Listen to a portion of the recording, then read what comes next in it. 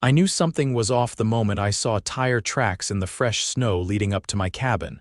Not mine, too wide, and too recent. The thing is, I hadn't been up there in 2 weeks. My mountain cabin's a good 2-hour drive from my main place back in town, quiet, peaceful, and completely mine. I built it myself back when I left my job as a contractor.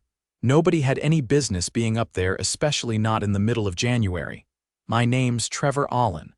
I live in a small HOA-run neighborhood on the edge of town. I'm not exactly best buddies with the HOA board. Never have been. Mostly because I don't take kindly to people trying to tell me what color my curtains should be or how many inches my grass can grow before a fine shows up in my mailbox. But I stay in line barely, and they leave me mostly alone.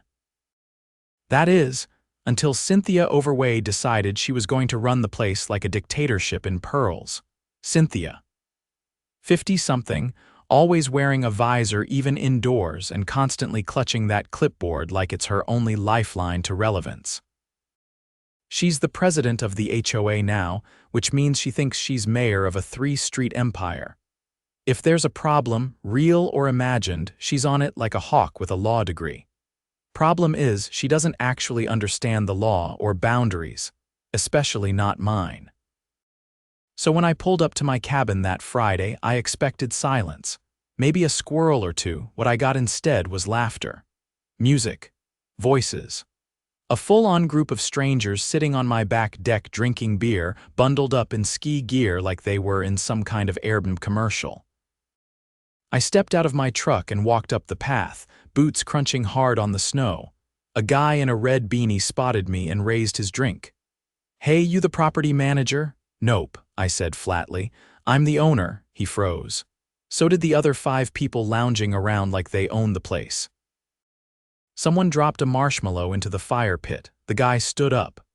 "Wait, we rented this place online through a woman named Cynthia Overway." My stomach dropped. "You rented this from Cynthia?" I asked, just to be sure. "Yeah, she said she managed the property for the HOA. Gave us the code and everything." That's when I noticed the new keypad lock on the front door, not mine.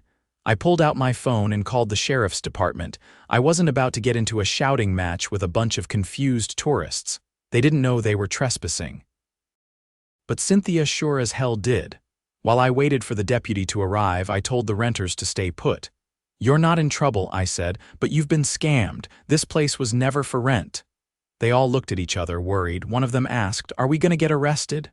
"No," I said. "But someone else might." About 30 minutes later, a sheriff's SUV rolled up the road. Out stepped Deputy Langley, a guy I knew from back in town. Straight shooter, no patience for nonsense. He looked around, took one glance at the renters and then at me. "You call this in, Trevor?" "Yep." Cynthia Overway from our HOA somehow got into my cabin, changed the lock, and rented it out behind my back. These folks paid her through some sketchy listing she sent them. Langley's brow furrowed. "Did you give her permission to enter the property?" "Not even close." "I haven't spoken to her in over a month. Last time we talked, she was writing me up for planting tomatoes too close to the sidewalk." Langley turned toward the group. "Y'all got any proof of payment?" The guy in the beanie pulled out his phone and showed a transaction. $2,000. "Paid to Overway Property Services LLC, Langley hissed through his teeth. "That's more than sketchy, that's fraud." He looked back at me. "You want to press charges?" I didn't even hesitate. "Absolutely," Langley nodded. "Then we'll need to pay Cynthia a little visit." And I couldn't wait to see the look on her face when we did. Langley followed me back down the mountain road as the confused renters packed up their gear and loaded it into their SUV. No one argued. Nobody tried to defend Cynthia. They were too stunned, apologizing every few minutes even though they were clearly the victims. Langley assured them they'd be listed as witnesses if this went to court. I told them their money was probably gone, but I'd at least give them a written statement for their banks. Fraud disputes liked paperwork. We hit town just after 5. Langley radioed in for a second unit and asked if I had any security footage of my cabin. I did, but not from last week. My outdoor cameras had gone dark 4 days ago, no signal. That's when it hit me. She cut the feed, I said. The cabin's Wi-Fi router was unplugged. I thought it was a power issue, but now I'm thinking she did it on purpose. Langley didn't answer right away. He was already pulling up the county property database on the dashboard terminal. She ever mention anything about managing rentals before? He asked. No, and she doesn't own a single property outside the neighborhood. Langley frowned. Then she might have done this more than once. He tapped in some notes, then made a call. By the time we turned into our neighborhood, another cruiser was parked by the community center. That's where HOA meetings were usually held.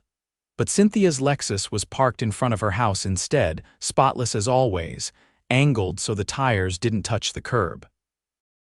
Langley and the other deputy, a younger guy named Cortez, knocked while I stood a few feet back. I had no interest in exchanging pleasantries. The door opened, but only halfway. Cynthia looked up from behind a pair of thick reading glasses. Yes, Langley held up his badge. Ma'am, we need to speak with you regarding a criminal complaint. Her eyebrows lifted. A what? I'd prefer to do this inside, but we can talk on the porch if you'd rather. She hesitated, then stepped aside just enough to let them through. I stayed outside. I didn't trust myself to stay calm if she tried to spin this. The door stayed open a crack, but I could hear every word. Langley didn't waste time. Did you create a listing to rent out a cabin up in Cold Pine Ridge? There was a pause. A long one. I manage several short-term properties as part of a community enhancement initiative. Some of our homeowners volunteer for the program. No one volunteered this one, Langley said. You accessed a private cabin, changed the locks, and collected payment without the owner's consent. That's criminal trespass, unlawful entry, and fraud. You must be mistaken, Langley's voice hardened. The renters gave us proof. Payment went to a company called Overway Property Services LLC, registered under your name. You also signed the rental agreement using a digital notary who lists your HOA email. That was a clerical error, Cortez cut in. Ma'am, you've been collecting rent on properties you don't own. That's not a clerical error. That's felony fraud. You're twisting this, she said, voice rising. This community needed revenue. The HOA voted to find creative ways to use underutilized assets. Langley stepped closer.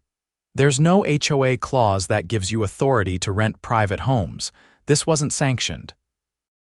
And even if it was, you never had permission from the property owner.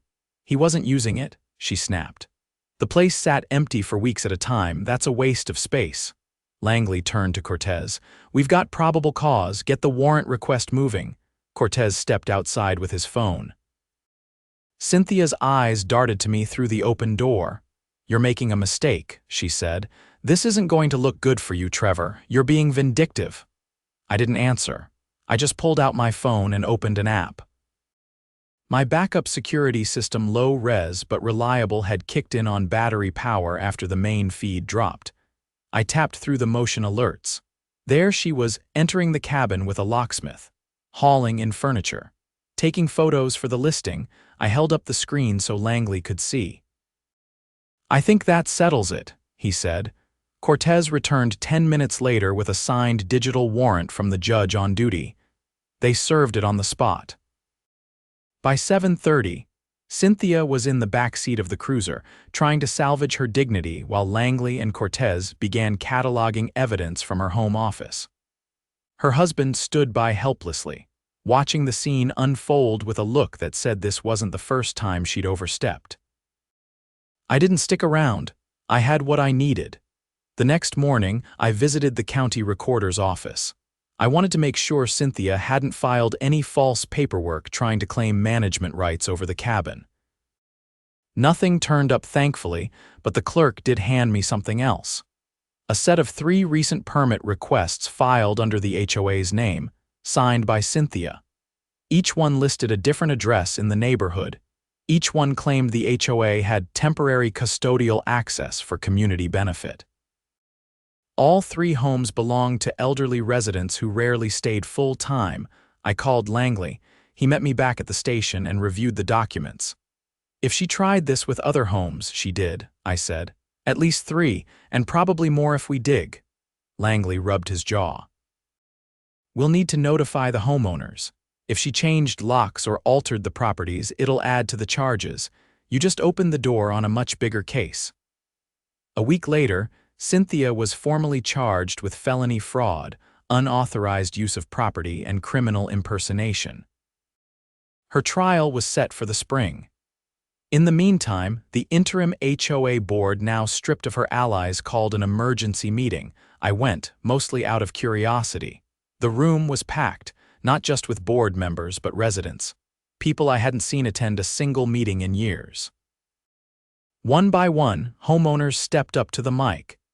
They shared stories of unexplained fines, denied maintenance requests, and strange notices about communal improvements that never materialized. A retired school principal named Marjorie revealed that Cynthia had tried to get her to sign a vacation waiver for her house, something she'd been told was for insurance purposes. Marjorie never signed, but 2 of her neighbors had. Both had been rented without their knowledge. By the end of the meeting, the board voted unanimously to dissolve Overway Property Services LLC from any HOA affiliation and launch a full audit of the association's finances for the past 2 years. They also filed a motion with the city to remove Cynthia from her position permanently, pending the outcome of her case. I walked out to my truck as the snow started falling again, light and slow. The neighborhood was quiet, but it felt different now. Awake, maybe for the first time in years. Langley called me that evening. Thought you'd want to know, he said. We searched her storage unit, found printed contracts, forged letters, and a laptop with listing drafts for 6 more homes. She was planning to turn the whole block into her own rental empire. She picked the wrong neighborhood, I said. No doubt, he replied, and for the first time in a long while I believed it. 2 days after the emergency HOA meeting, I got a knock on my door just after sunrise. I was still in my flannel shirt, halfway through my first cup of black coffee. Outside stood a man in a navy windbreaker, flipping a leather badge wallet closed as I opened the door. Trevor Olin, he asked. I nodded. Agent Reese, State Bureau of Investigation. Mind if I come in? I stepped aside. Didn't expect this to go statewide. He walked in calmly, eyes scanning the living room like he was cataloging it. Normally it wouldn't, but the county DA forwarded the case up, said there might be more to it than rental fraud. I raised an eyebrow. Like what? He pulled a slim folder from his bag and set it on my coffee table. You mentioned Cynthia Overway used a company, Overway Property Services LLC, to process payments for those illegal rentals. We ran a search. He flipped open the folder and turned it toward me. That company received over $60,000 in deposits over the last 9 months, from out-of-state accounts, mostly short-term rental platforms and direct wire transfers. I sat down without saying anything. That wouldn't normally trigger our radar, he continued, except she listed the HOA's nonprofit tax ID on the LLC's filings. That's a felony. She laundered money through the neighborhood's tax exemption, I muttered. He nodded, and that's just the start. We've got forensic accountants reviewing every HOA expenditure from the past 2 years. Several invoices were paid to shell vendors, companies that don't exist except on paper. I leaned back, stunned. She's been embezzling. She's been doing it well, he said. But not well enough. Agent Reese pulled out a printed receipt. This one's a maintenance request paid to a contractor for roof repairs on the clubhouse, $12,000. The contractor's address, it's a UPS box in another town, no license, no phone number. I stared at the paper. And you're telling me this never raised flags before? Not until now, he said. But she made a mistake trying to monetize private homes. That opened the door. You kicked it wide open. He paused, then added, did you ever receive any odd notices from the HOA that didn't make sense? I thought back. Last fall, they tried to implement a seasonal usage fee for homeowners with secondary structures. They claimed it was to cover community snowplowing and firebreak maintenance. Did you pay it? Nope. Told them to cite the bylaw. They never did. Smart, he said. Because that money went straight into her LLC's account. I clenched my jaw. Unbelievable, he stood up. We'll need you to come down and give a full statement. And if you've got any old letters or emails from the HOA that mention fees or special assessments, bring them. I nodded. I've got a whole drawer full. The next day, I drove down to the SBI field office with a box of documents. As I sat in a glass-walled conference room sorting through HOA letters marked urgent and mandatory, Agent Reese and a second analyst flipped through them with increasing interest. "This one's interesting," the analyst said, holding up a letter from last July. "She claims the HOA voted to approve a neighborhood asset optimization program." "Which means exactly nothing," I said. "That program was never even discussed." Reese nodded. "She's been justifying her moves with fake initiatives." "That bolsters intent." Over the next hour, they marked up documents, scanned pages, and asked questions about which board members supported what. I gave them everything I knew. Names, dates, even petty arguments from old meetings that might hint which members were in her pocket. By the time I left, they were already drafting subpoenas for board emails and financial records. That night, something strange happened. A U-Haul truck pulled up outside Cynthia's house. I was walking my dog when I saw it. The driver didn't look like a mover too clean-cut, wearing slacks and a pressed polo. He opened the back and began loading boxes with hand-written labels. Archives 2019, vendor files, meeting minutes. He wasn't in a hurry, but he wasn't wasting time either. I stopped across the street, pretending to check my phone while my dog sniffed a mailbox. A few minutes later, another car pulled up. Not a neighbor. Out stepped a man in a tan blazer, carrying a clipboard. He spoke briefly with the U-Haul driver, then began snapping photos of the house. Door trim, mailbox, fence line, I didn't have to guess. Asset inventory. Cynthia was preparing for seizure. By morning, the news had spread. The HOA's bank accounts were frozen. Cynthia's personal assets were under review. 2 of her former board allies resigned before lunch. The interim president, a retired nurse named Valerie, issued a statement through the HOA website. Full cooperation with law enforcement and a commitment to transparency moving forward. That afternoon, I met with Valerie and a few other homeowners at the community center, now stripped of its old framed photos of Cynthia shaking hands with city officials. "We want to start over," Valerie said, setting a fresh notepad on the table. "And we want you to help." "Help how?" I asked. "You've been paying attention," said Mark, a local mechanic who'd lived here 20 years. "You caught what the rest of us didn't. We need that kind of insight on the board." I raised a brow. "You're asking me to join the HOA," Valerie smiled faintly. "We're asking you to help rebuild it."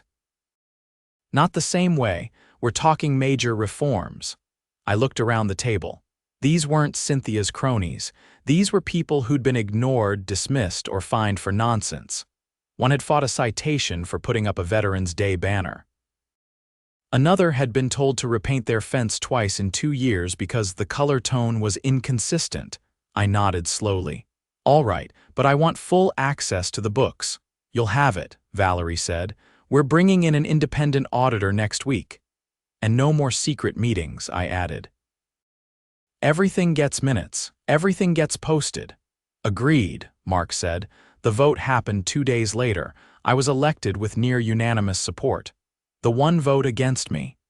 An absentee ballot from Cynthia's husband postmarked the day before the investigation went public. Over the next few weeks, I worked with the new board to dismantle every policy Cynthia had pushed through without a proper vote. We eliminated 3 bogus fees, refunded the snowplow levy, and opened a public record request portal for all HOA communications. One night, Valerie handed me an envelope she'd received anonymously. Inside were copies of checks made out to Community Trust Initiatives, a front company Cynthia used to process donations for a non-existent beautification fund. The total? Over $18,000. Every donor had been told it was tax deductible. We turned the envelope over to the SBI. Another charge was added to Cynthia's case. When her trial began, the courtroom was packed. Neighbors filled the benches. Some came from other communities, where Cynthia had once served on advisory boards or real estate committees. She sat at the defendant's table, flanked by two attorneys, her posture stiffer than I'd ever seen it. The prosecution laid out everything: rental fraud, embezzlement, wire fraud, tax evasion. They had documents, bank statements, digital records. But the strongest blow came from a single witness, an elderly homeowner who'd been hospitalized for 6 weeks last summer. While he was away, Cynthia had rented out his house twice. He hadn't known until a neighbor called to ask why there were strangers using his grill. When the jury handed down the guilty verdict, no one clapped. No one cheered. It was quiet, just a long, collective exhale. She was sentenced to 6 years, with parole possible after 4. Restitution was ordered. Her assets were liquidated. The HOA received a portion, redistributed to those affected. The rest went to the state. After the sentencing, I walked out into the crisp spring air. Mark caught up beside me. "Well," he said, "you ever think you'd spend your retirement running an HOA?" I laughed. "Not even once." "But you're doing it. For now," I said. "Until someone better steps up." He nodded. "Still, you saved this place." I shrugged, adjusting my jacket. All I did was show up. The rest followed, and it had. One knock at the cabin door was all it took to start pulling threads, and when the truth unraveled, it didn't stop until everything rotten came out into the light. 3 weeks after the trial, I found myself standing in front of the county courthouse again, not as a witness, but as a newly appointed member of a regional housing oversight committee. It wasn't something I'd planned on. The county commissioner reached out after reading the case summary and wanted someone with first-hand experience and a working spine. His words, not mine. The position was unpaid, but it came with access, real access. I could review HOA filings across the county, flag irregularities, and push for state-level enforcement when things got out of hand. After everything that had happened, it felt like the right way to use the mess Cynthia left behind. The committee met once a month in a bland government office full of buzzing fluorescents and mismatched chairs. The other 4 members were mostly retired professionals: a former title attorney, a city planner, a CPA, and a woman who used to run a tenant rights group in the Capitol. They were sharp, no-nonsense types. I fit right in. At the second meeting, the attorney passed me a manila folder. "Another HOA flagged for unauthorized property use," he said, "but this one's more complex. See page 3. I flipped to it and my stomach turned. It was a notarized lease agreement identical to the one Cynthia had used, except this time, the signature at the bottom belonged to someone I recognized. A man who had once served on our old HOA board under Cynthia. I set the folder down carefully. "This is from Oak Ridge Estates. That's 20 miles east of us. They've got 3 complaints so far," the planner said, "all from absentee homeowners. 2 were deployed overseas." The room went quiet. I leaned forward. "If this is spreading, it's not just unethical. It's coordinated." The former tenant advocate tapped her pen against the table. "We need to act before this becomes a pattern. These people are exploiting the same loopholes, using vague language in covenants to justify unauthorized rentals, then pocketing the money through fake LLCs." The CPA chimed in. "We can't criminally charge them, that's for law enforcement, but we can escalate the cases. Flag the HOAs and fast-track them to the AG's office." I nodded. "Let's build a packet. I'll reach out to the homeowners. If any of them are willing to give statements, we can get this moving fast." Over the next 2 weeks, I contacted 5 different homeowners from Oak Ridge. 4 responded. One was a nurse stationed in Guam. Her brother had been house-sitting when a stranger showed up with a rental confirmation and a keypad code. Same setup, same language, slightly different LLC, but the connection was clear. The kicker came when I cross-referenced the notary stamp on the new lease agreements. It matched the one on Cynthia's old files. I drove straight to the county recorder's office and pulled the notary's registration. It had been deactivated 2 months earlier for fraudulent use. Apparently, someone had been forging her credentials. I called Agent Reese. He picked up on the second ring. "Tell me you're not calling about another cabin." "Worse," I said. "I think Cynthia's process is being replicated. At least one of her old board members is using the same forged notary and rental model. Oak Ridge Estates. You need to see this." There was no hesitation in his voice. "Bring everything you've got." "I'll meet you at the field office in an hour." By the time I got there, Reese had already pulled the financials on the LLC. The same shell structure, same banking institution. Even the same routing pattern, small transfers to an offshore holding account, then back into domestic property management firms. "Looks like someone took notes," he said grimly. I handed over a flash drive with audio from one of the Oak Ridge homeowners. She'd recorded a call with the HOA president after discovering her property had been listed online. The man tried to claim it was an emergency housing initiative. Reese listened, then leaned back with a sigh. "That's obstruction layered on fraud." "Can we tie it back to Cynthia?" I asked. He shook his head. "Not unless we find direct communication, but even if she didn't coordinate it, she inspired it. That's enough to justify a broader probe." The statewide housing fraud unit opened a new case within 48 hours. Reese asked me to stay on as a civilian advisor. I wasn't thrilled about digging deeper into this garbage pit, but I couldn't walk away either, not when people were still being targeted. Meanwhile, back in our neighborhood, things were finally beginning to feel normal. The new board ran everything transparently. Financial reports were posted monthly. Meetings were recorded. Valerie even set up a community garden where the old HOA shed used to be the one Cynthia had filled with decorative improvement supplies that were never used. One evening, I was leaving the hardware store when I spotted a familiar face across the parking lot. It was Cynthia's husband, loading bags of mulch into a dented Camry. He looked older, thinner, defeated. He saw me and gave a tired nod. I didn't say anything. Just returned the nod and kept walking. There wasn't anything left to say. 2 months later, the Oak Ridge case broke wide open.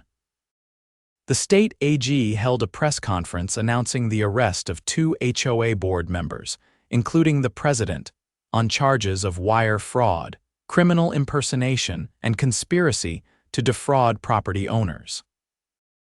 The evidence we'd collected, signed affidavits, forged documents, financial records, was enough to trigger asset seizures and immediate suspension of the HOA's authority.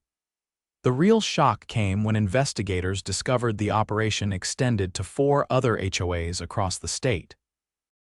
All had ties to former board members trained under Cynthia's administration at various housing seminars she'd hosted.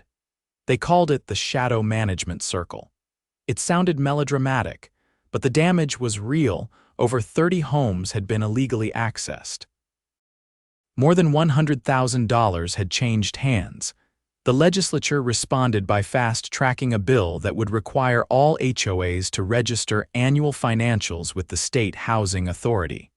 It passed with overwhelming support. For the first time, there was real oversight. After the dust settled, I got a letter from the governor's office. A formal thank you. They offered me a paid position on a new watchdog task force, but I turned it down.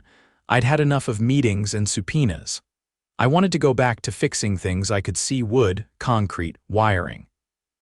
Instead, I took a trip up to my cabin. Just me, the mountains, and a new reinforced deadbolt system I'd installed myself. I sat on the porch with a thermos of coffee and watched the sun bleed over the peaks. The place felt untouched again. Mine, no more strangers with key codes. No more surprise rentals. Just wind in the pines and the sound of squirrels arguing over pine cones. The mailbox at the end of the winding trail had a new sign next to it, hand-carved from reclaimed cedar. Private property, no trespassing, no exceptions. A little dramatic, maybe. But after everything, it felt earned. I didn't need revenge. I didn't need payback. I'd gotten something better. I got my home back, and I made damn sure no one could take it again.